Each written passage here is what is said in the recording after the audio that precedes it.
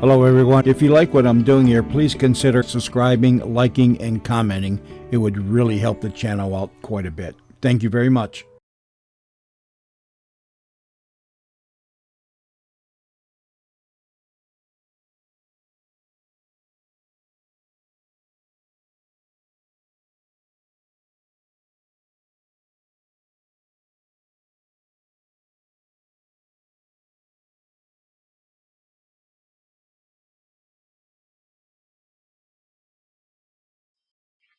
It's the Frontline Theater.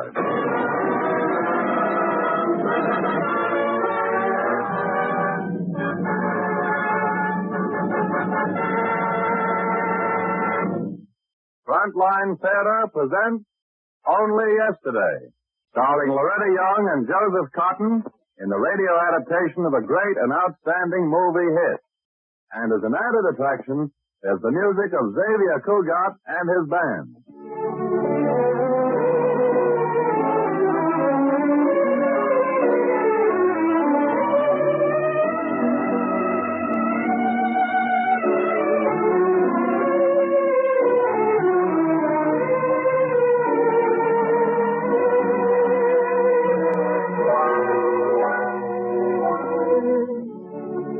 Welcome to Frontline Theater, men.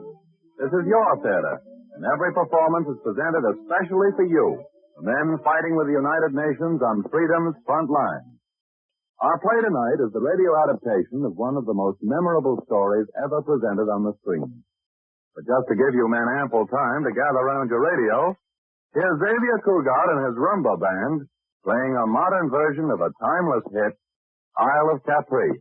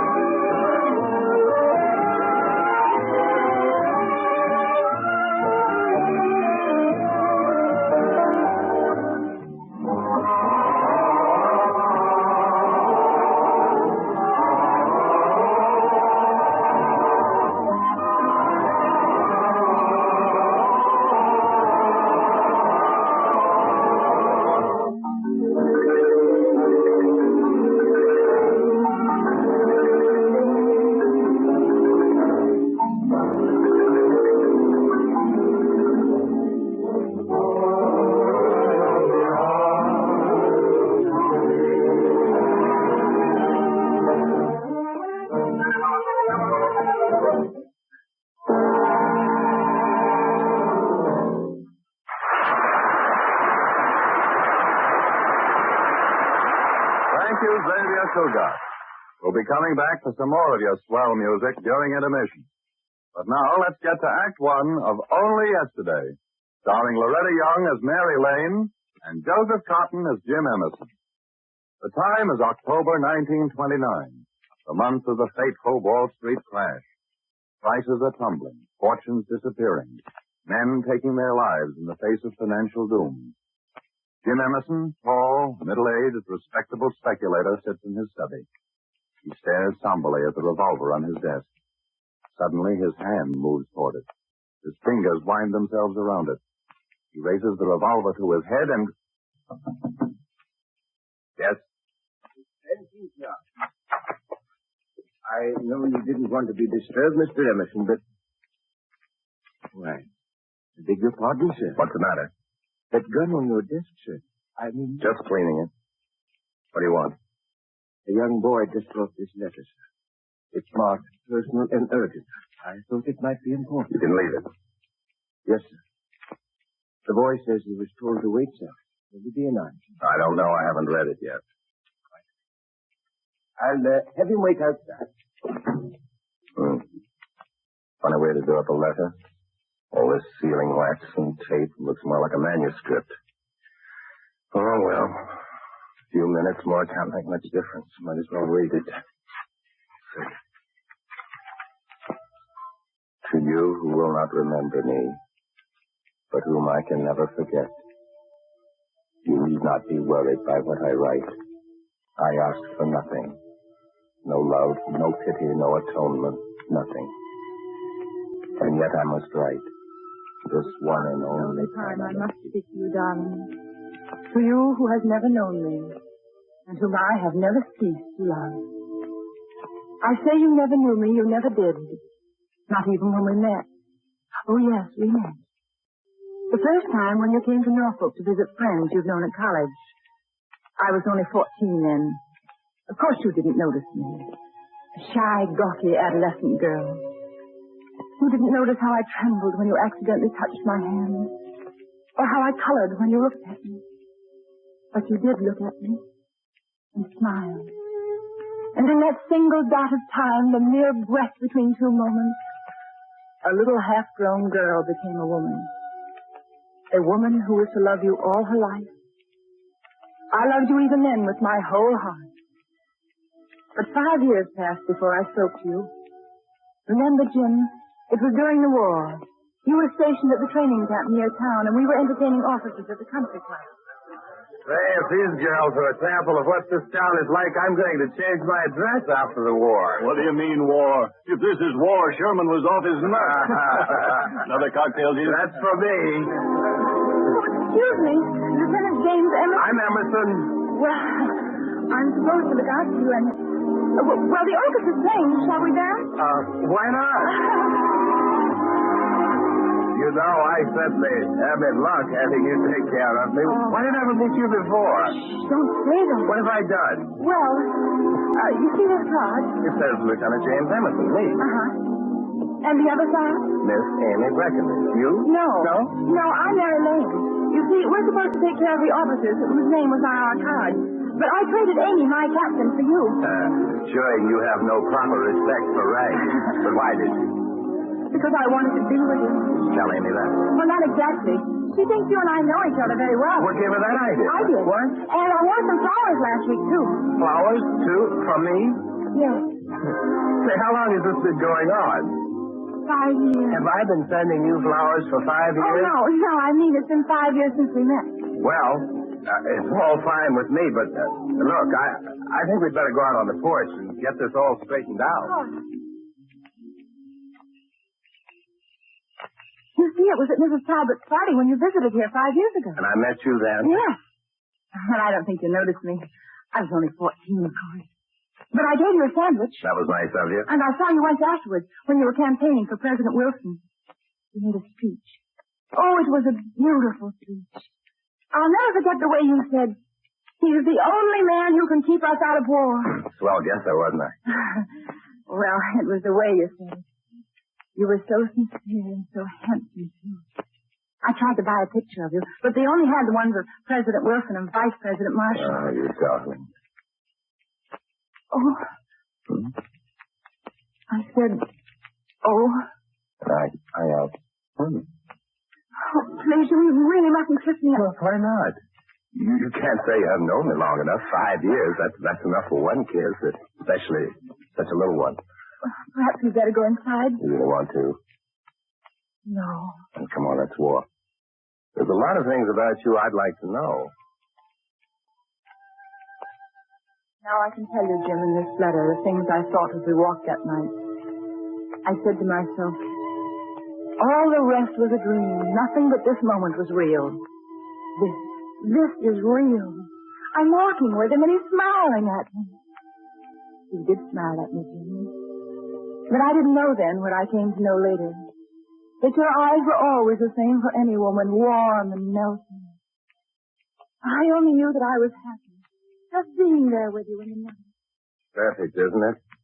Air like wine, Virginia moonlight, a girl like you. In another minute, I'm going to be in love with you. Oh, please don't lie to me. Lie to you? But this is the most delightful, surprising, enchanting.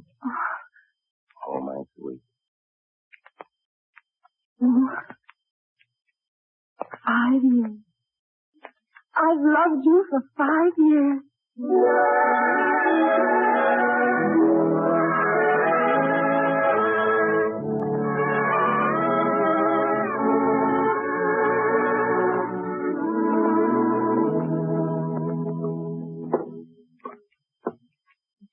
Hurry, Jim.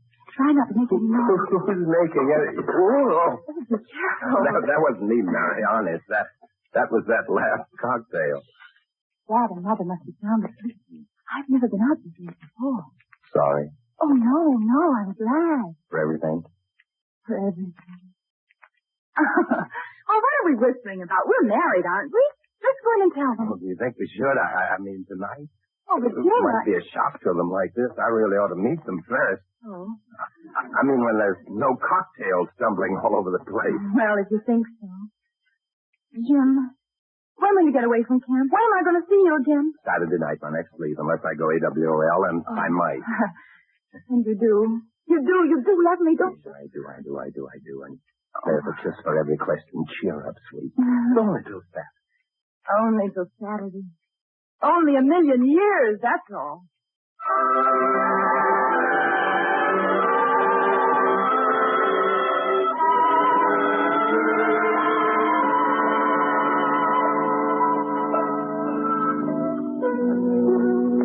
What's happened to your appetite, Mary? I declare you've scarcely eaten a thing. Had too good a time at the dance last night, eh, Mary? It was a marvelous dance, yes. Was your partner nice? Oh, yes. Yes, he was very nice, Mother. He's a lieutenant. He's very tall and dark and... Well, he's quite good looking. And... Oh, someone's at the door.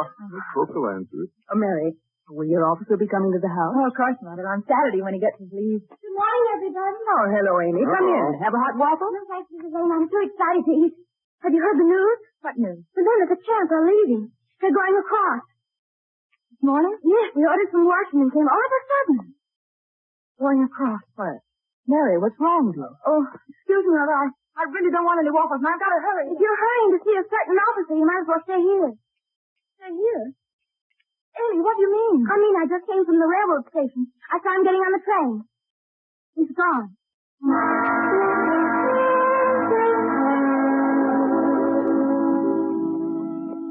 I don't know, Jim, if these words you're reading now can tell you how I felt.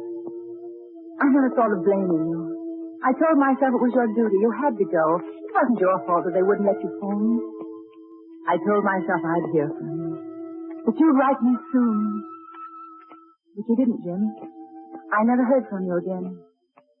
Even now, I haven't the briefest note of yours, not one single line from you, to whom I gave my life. I waited desperately, despairingly. And soon I knew I must tell my folks. But I couldn't tell them, Jim. And so I ran away to New York. I found a job and worked until I couldn't anymore. When the time arrived, they came and took me to a hospital. The city hospital, they said it was. Boy. Damn little fellow. I'm glad. Sounds like a celebration. It is. About the biggest one this country's ever had. I didn't know my baby would be that important. You certainly picked a great day for that boy. They've signed the armistice. The armistice? People are crazy with the news. The war's over. It's over. He'll be coming back. Doctor. Yes? Doctor, please get me out of here as soon as you can. My son has a date to meet his father.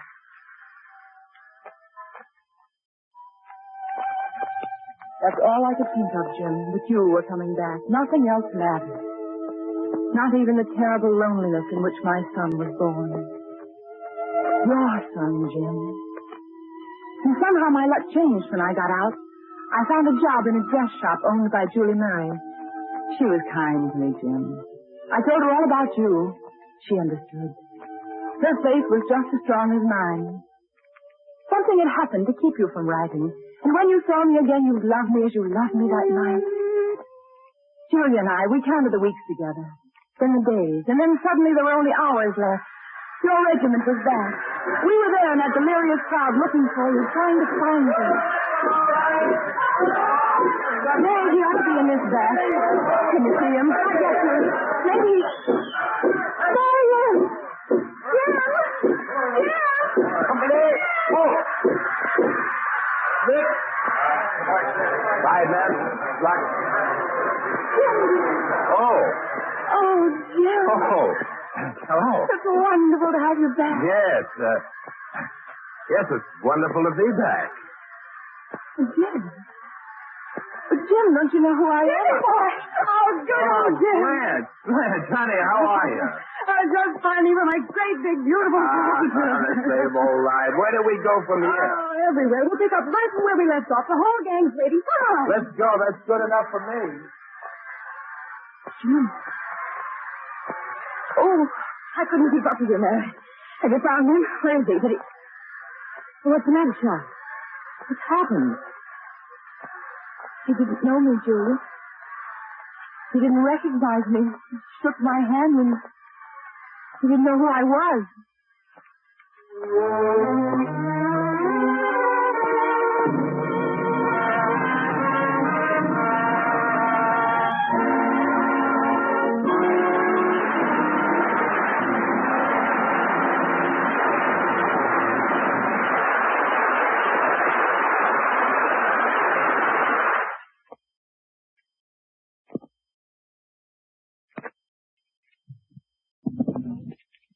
And that was Act One of Only Yesterday, starring lovely Loretta Young as Mary Lane and Joseph Cotton as Jim Emerson. And now, while you light up a smoke during intermission, here's that maestro of Latin melodies, Xavier Cugat, all ready with a little more of his characteristic music. Pulpa, ay rica pulpa, de tamarindo, la tonal en mi tablero para venderla con mi pelo.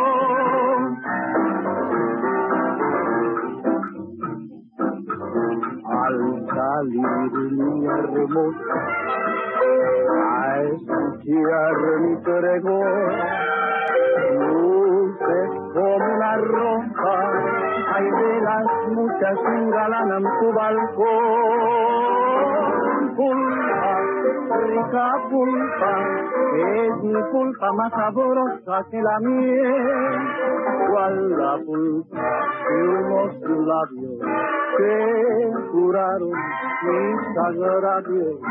Ay, con mi pulpa yo voy mi pasera, ay, endulzando así la Habana entera con la azúcar de mi pulpa. Ay, rica pulpa, que es más dulce que los besos de mujer. Rica pulpa, ya llegué pulpero, la rica pulpa de tamarindo pa' mi nene. Rica pulpa, ya llegó el pulpero, la rica pulpa de tamarindo pa' mi nene. Rica pulpa, ya llegó el dulcero, ay mira, mira, la rica pulpa de tamarindo. ¡Ay! Pulpa, rica pulpa, ya se va el dulcero, la rica pulpa, mi negra yo la llevo pa' ti. Pulpa, rica pulpa, ya llegó el dulcero, la rica pulpa de tamarindo pa' mi nene gota de. Pulpa, rica pulpa, rica pulpa, como besos de mujer.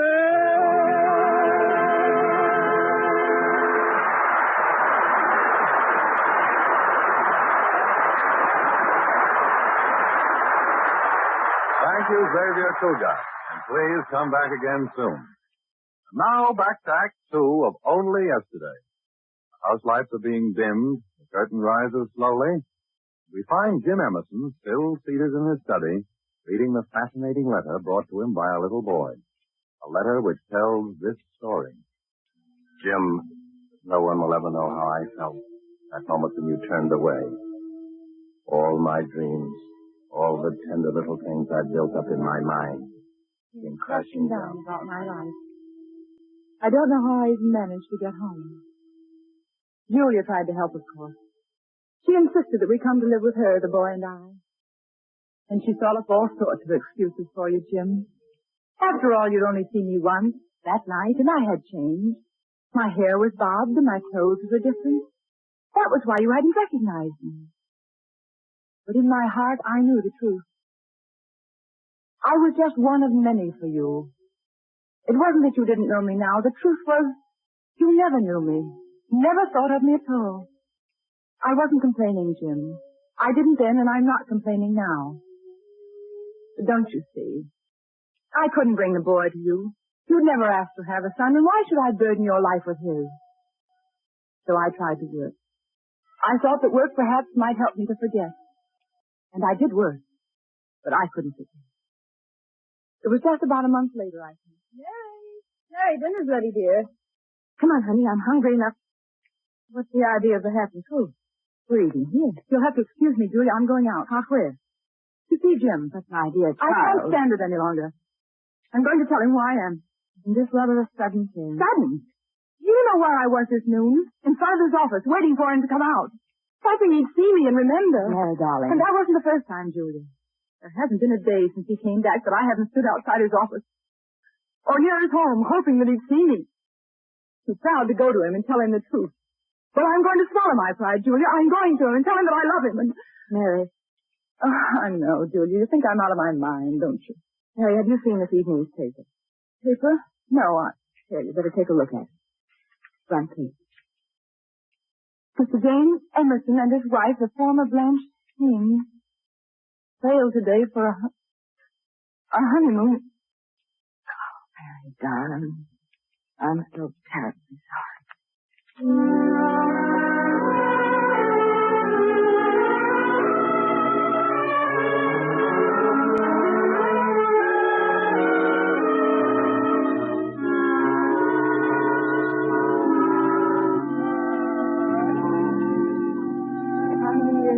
Since then, Jim, since that night and now when you read these words of mine? Well, some might mark it off in years. I measure it in eternity. And still, even without you, I had to live. There was a boy, you see. I'd named him Jimmy after you. For his sake and not for mine, I had to live. So after a time, I started going out a bit. And there were men who thought me beautiful. Many men. All but you for whom I was waiting. Even Julia couldn't understand that. Very lovely tonight, Mary. David will be proud. He's been looking forward to New Year's Eve. Why? Anything special going to happen? I don't know. I've promised to give him his answer tonight. Oh, he's a fine person, Mary. Yes, ma'am. Jimmy wanted to know if he's to have a new father. I promised I'd call him at 12 sharp. Will you have him up? Well, of course I will. Remember, David loves you a great deal, Mary. You'd never have any reason to. David loves me. And who knows what my answer might have been if fate hadn't interfered again. It was at the St. Regis, remember? There were 8 or 10 of us. We were being very gay. And then I saw you. And you looked up just then and caught me staring. You smiled. I smiled back. And then you sent the waiter with a note scrawled on the corner of the menu card. It said, I'm leaving. Join me. And I did, Jim. I left my friends without explaining why and went to you. Because you smiled. Well, this is it. Like it? Very nice. Whose place is it? Mine, of course. I'll fix some drinks. Oh, but this isn't where you live. Yes, what makes you say that? I never saw a place so completely without the feminine touch. Well, as a matter of fact, this is where I live. The other place is where I sleep and eat and get my mail. Oh. And your wife? I'm afraid she approves. There are so many she'd rather see than me. Ready for one of my special mixtures? Mm-hmm. There it is. Happy New Year. Happy New Year.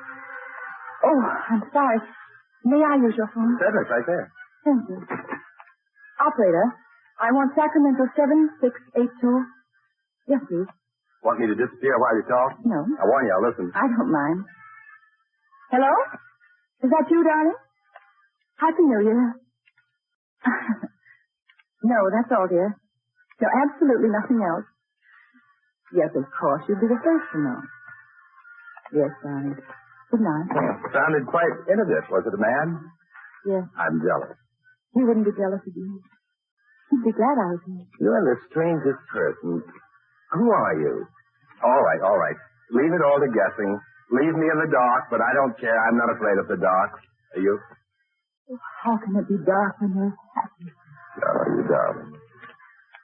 Funny the way things happen, isn't it? I was expecting the usual stupid New Year's Eve, and then, well, I wouldn't even have dared dream it because, well, this is, I give you my word, this is the most delightful, surprising, enchanting. You must have said that so many times. I mean it all.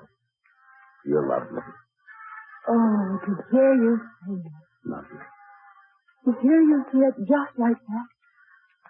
Yes, it is worth a lifetime, isn't it?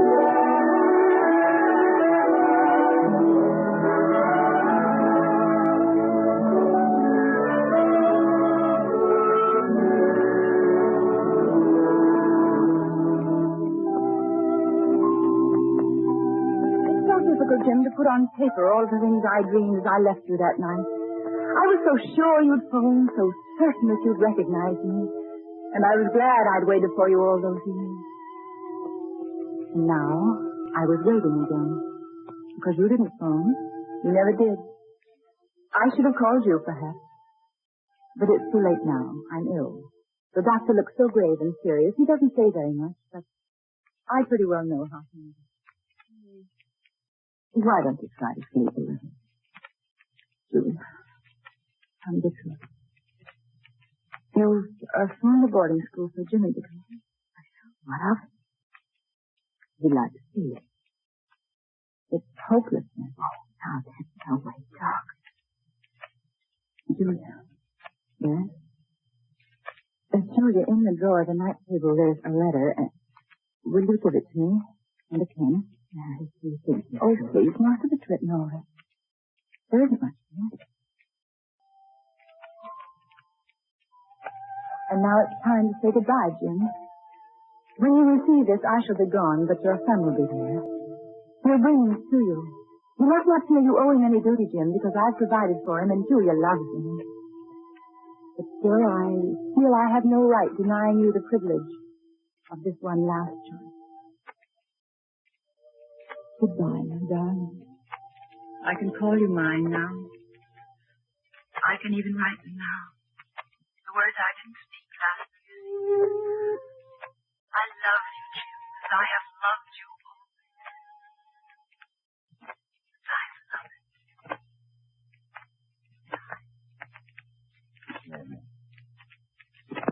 Next. Listen, sir. Yes, that's Begging your pardon, sir. About the gun, I mean. I got to thinking. I'm quite familiar with firearms, sir. I could clean it if you wish. Don't worry about it then. Yes, sir. And the boy, sir. He's still waiting there. Yes, the boy. Send him in, Benson. I'd like to meet my son.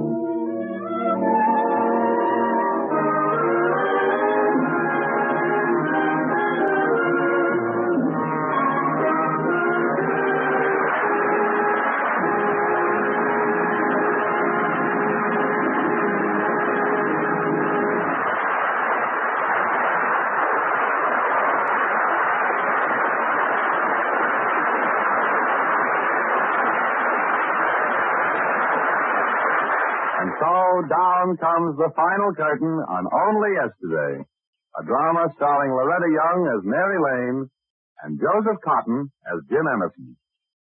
Next week, another hit play will be brought you by Frontline Theater, and each week you will hear radio versions of the leading comedies, dramas, mysteries, and musicals with your favorite stars in the leading roles.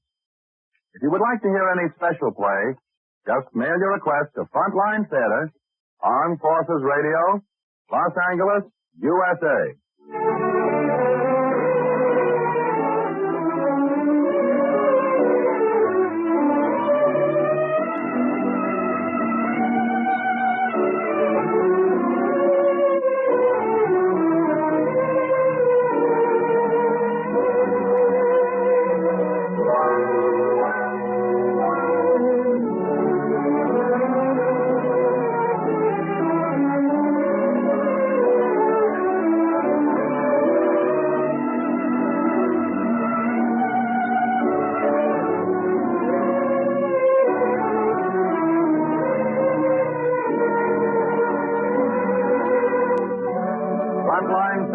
produced by the Armed Forces Radio Service.